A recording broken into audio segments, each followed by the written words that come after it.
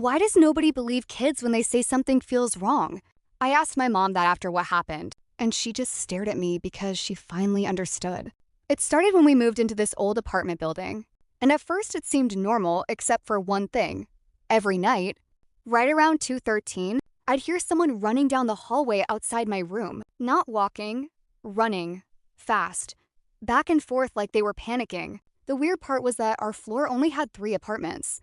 And when I checked the peephole, the hallway was always empty. My parents said it was pipes or neighbors upstairs, but the sound was right outside my door. Then one night, I heard it stop directly in front of my room. Silence. A full minute of nothing. Then 3 slow knocks on my door. I froze because my parents were asleep, and nobody should have been there. I didn't answer, obviously, but I looked through the peephole. Nothing. Empty hallway again. The next morning, I told my dad, and he got annoyed and said I was dreaming. That night, I stayed awake with my phone recording. At 2:13, the running started again. Back and forth, louder than ever. Then it stopped outside my door. 3 knocks. My hands were shaking so badly I could barely breathe.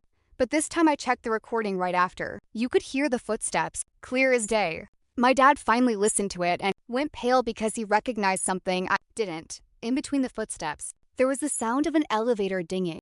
Our building elevator had been broken for 6 months. The next day, the landlord came over, looked weirdly nervous, and admitted the apartment across from ours had been empty since a tenant died there the year before, after repeatedly calling security because someone was running in the halls at night.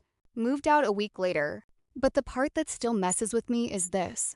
On the last night, after all our boxes were packed, there were no footsteps at 2:13. Just one slow knock from inside my closet.